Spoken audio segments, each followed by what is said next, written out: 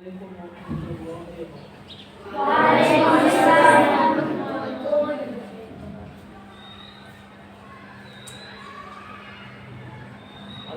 لله رب العالمين والصلاة والسلام على سيد الأنبياء والمرسلين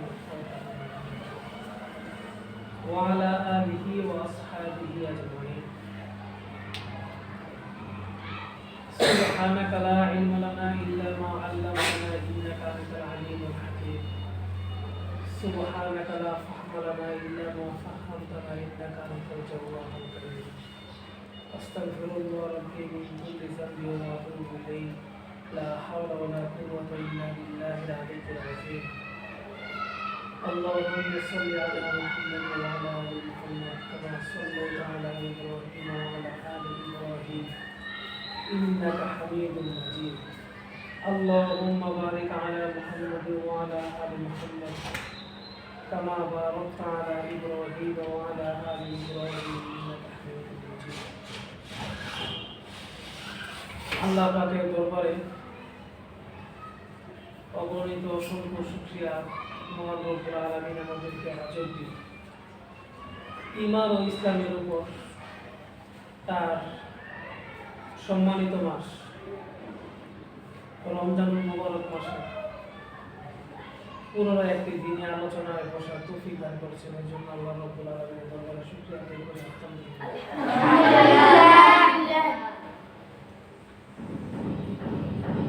আজকে যে বিষয়টা আলোচনা করতে চাই সেটা হচ্ছে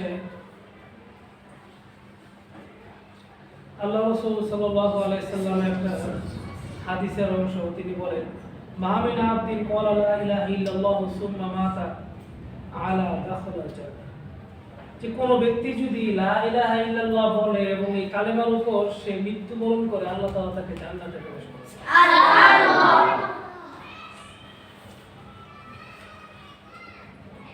এক বুজুর্গ, ওনার নাম হচ্ছে ইমাম কুরতুবী রাহমাতুল্লাহ আলাইহি। নাম শুনছেন?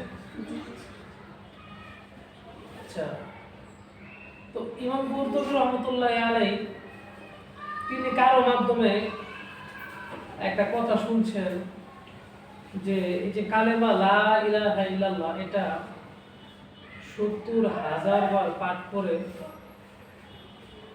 কোন মৃত ব্যক্তিকে হাদিয়া দিয়ে দিলে তো তার কবরের আযাব মাফ হয়ে যায়। সুবহানাল্লাহ। তিনি শুনছেন কারো কাছ থেকে। তো ইমাম কুরতুবী রাহমাতুল্লাহ আলাইহি তিনি তো অনেক বড় বুজুর্গ ছিলেন, উনার লেখা তাফসীর আছে, তো অনেক বড় মানুষ না? জি। তো কুরতুবী রাহমাতুল্লাহ আলাইহি যে এই হাদিসটা জানতেন, যে হাদিসটা আমি তেলাওয়াত করলাম, যে ব্যক্তি ঈমানের সাথে কি পড়বে, লা ইলাহা ইল্লাল্লাহ পড়বে এবং এর উপরে মৃত্যুবরণ করবে, আল্লাহ তাআলা তাকে কি দান করবে? জান্নাত। আর ৭০,০০০ বারের কথা যেটা বলতেছে এটা কিন্তু কোনো হাদিস না, এটা ইমাম কুরতুবী রাহমাতুল্লাহ আলাইহি শুনেছেন কারো মাস, হয়তো তার শায়েখ থেকে বা কোনো মাধ্যমে তিনি শুনছেন। তো তিনি একবার এক মসজিদে বসা, ওই মসজিদে এক যুবক ছিল, ওই যুবক আল্লাহর ওলি ছিল। এই যুবকের কাশফ খোলা ছিল, মানে সে আল্লাহ তাআলার বাতিনি বিষয়গুলো সে দেখতে পেত, আল্লাহ তাআলা তার অন্তরের চক্ষু খুলে দিয়েছে। এই জন্য তো আপনাদেরকে বলি, আপনারা ছোট থাকতে, যুবক থাকতে, কম বয়স থাকতে বেশি বেশি ইবাদত করেন, তো আল্লাহ তাআলা আপনাদেরকে এরকম অনেক আশ্চর্য নিয়ামত দান করবেন। বুঝলেন? এই যুবকরা আল্লাহ তাআলা একটা নিয়ামত দিয়েছিল, সে অদৃশ্য অনেক কিছু সে দেখতে পেত। তো কাশফ খোলা ছিল তার, আর এটা প্রসিদ্ধ ছিল এই যুবককে দেখতে পাওয়া। তো ওই মসজিদের মধ্যে যুবক চিৎকার করতেছে আর কাঁদতেছে, বলতেছে যে আমার মা কবরে জাহান্নামে আযাব হইতেছে। নাউযুবিল্লাহ। এই চিৎকার শুনলেন কে? ইমাম কুরতুবী রাহমাতুল্লাহ। তো তিনি যখন কোনো এক মারফতে যেমনি তিনি শুনছেন যে ৭০,০০০ বার কালেমা পড়ে কোনো মৃত ব্যক্তির বকশিশ করে দিলে তার কবর আযাব মাফ হয়ে যায়, তিনি শোনার পরে নিজের জন্য বেশ কয়েকবার করে রেখে দিয়েছেন। আমি মনে কে বলবো যে বাচ্চা থাকতেই করে তিনি নিজে জীবিত থাকতেই কয়েক কত কয়েক কয়েক 70,000 বার করে নিজের জন্য কি করে রাখছিল, স্টক করে রাখছিল। তো ওইখান থেকে তিনি তার যুবকের কান্না দেখা যুবকের মায়ের জন্য দান করে দিয়েছেন। যুবকের মায়ের দান করে দিলেন। কিছুক্ষণ পরে যুবকে হাসা শুরু করছে যে আমার মাকে আল্লাহ তাআলা জান্নাতের আযাব বন্ধ করে দিয়েছে। দুইটা কেন সত্যি সত্যি যুবকের কি বলা আছে কাশফ। দ্বিতীয় হচ্ছে কালেমার ফজিলতটাও সত্যি সত্যি বাকি আছে। এটা যদিও কোনো সরাসরি হাদিসে নেই, যেভাবে আছে 70,000 এমনি নেই, কিন্তু বুজুর্গর মুখ থেকে এটা শোনা এবং উনি যেহেতু পরীক্ষিত করে এটা একটা ফজিলত পাইছেন, এটা কি প্রমাণিত। আমাদের জন্য শিক্ষা, রমজান মাসে এমনি তো একই সত্য, তারপরে এই রমজান মাসে আমরা অনেক সময় নষ্ট করি। ছোট বাচ্চারা না বুঝে কথাটা যে নিচে বলে সারাদিন লাগে কথা বলি কি সমস্যা, সারাদিন লাগে আমার ছেলে খেললে নেই কি সমস্যা, ও তার গুণালে হবে। তোমরা যেগুলা বড় হয়ে গেছে তোমরা তো গুণালে হবে, তোমরা বেহুদা কথা বলবে। তোমরা তো চাইলে 70,000 বার করতে করে 1,000 বার হইলে এরকম 1,000 লেখা রাখে, আস্তে আস্তে 70,000 বার করে হবে। ভালো করার চেষ্টা করলে 2-3 দিনই করে লাগা যায়। আর এখন তো রমজান মাস 70,000 পড়লে আবার একে 70 একবারে 70,000 বার করার কাম হয়ে গেল না, একে 70 না, একবারে পড়লে 70, আবার 70 একবারে পড়লে 70 বারের কাম হইল। সাথে আবার ওই যে এই কি আছে না, কোরআনে আছে না যে আল্লাহ তাআলা নেক বান্দাদের সওয়াবকে 10 গুণ বাড়ায় দেবে। 70 এর লগে 10 গুণ দিলে কত হইছে? 700 হইছে না? একবার করে কয়বারের কাম হয়ে গেল? 700 বার করার কাম হইল। রমজান মাস ছাড়া অন্য মাসে পড়লে কি ফজিলত পাওয়া যাবে? সবচেয়ে উপযুক্ত সময়টা কোনটা? এই রমজান মাস। আমরা যারা আছি আমরা চাইলেই পড়তে পারি, চাইলেই সময়টা নষ্ট না করে পড়তে পারি। 70,000 অন্তত নিজের জন্য একবার করে রেখে যাও, যে অন্তত আমি আমার যে আমি ময়রা যেন বিপদে না পড়ে আমার লেগে আমি 70,000 করে দিতে সম্ভব না? গতকাল কেউ নাকি কইছিলেন সুবহানাল্লাহ করছিলেন তো? জি যা পড়ছে আল্লাহ তাআলা আগে বলা আমিন। আর এই যে আমরা বিভিন্ন জিনিস কত খাইতে হইতো আস্তে আস্তে না বলে কত জায়গায় খাইতে হইতো, আমার লেগে কিছু দোয়া করে মনে হচ্ছে। আর আপনারা খালি কি দোয়া করেন না, খায় তো জীবনটা বন্ধু আর যেগুলি থাক এগুলি আমি কি করবো, শুধু এগুলি দিয়ে আমার চলবো। আমার তো এলেবে বরকত হওয়া দরকার, আমার আমলে বরকত হওয়া দরকার, আমার তাকওয়ায় বরকত হওয়া দরকার, যেমন আমার দরকার আমলে বরকত, এইগুলি এমন না। এই মানুষের এই এলেমে বরকত হওয়া দরকার না? এলেম না জানলে আমল করা যাবে, আমলে বরকত উল্টাপাল্টা কবুল আছে, এই আমলের কোনো লাভ আছে?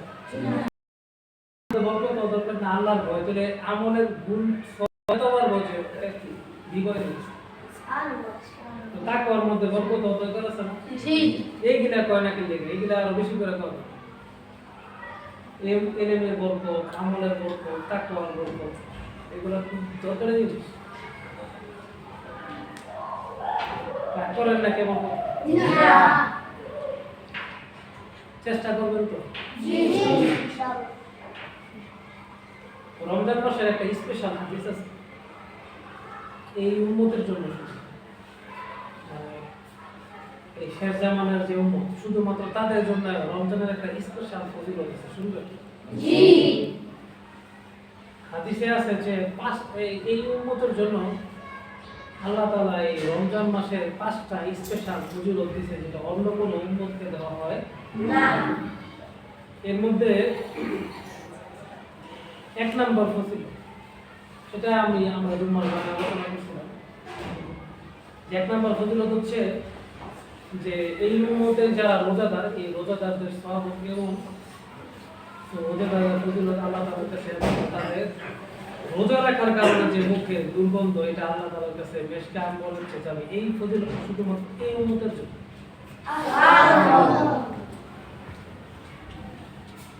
দুই নাম্বার এই উম্মতের স্পেশাল ফজিলত হচ্ছে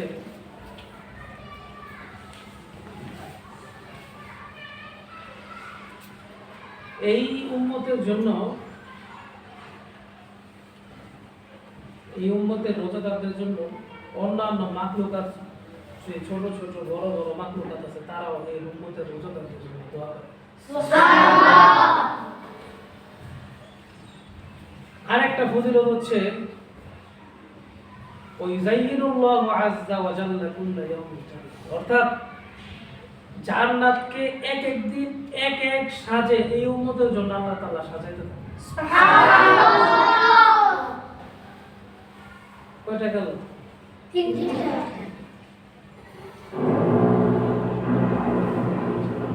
আরেকটা হচ্ছে এই উম্মতের স্পেশাল ফজিলত, এই উম্মতরে যেন শয়তানে ধোঁকা দিতে না পারে, শয়তানকে শিকল দ্বারা আল্লাহ তাআলা রমজান মাসে বেঁধে দেন। অন্য উম্মতের জন্য ছিল না। আরেকটা স্পেশাল ফজিলত হচ্ছে 5 নাম্বার, সেটা হচ্ছে রোজার শেষের দিন রোজা যখন শেষ হয়ে যায়, শেষ হয়ে ঈদের সময়,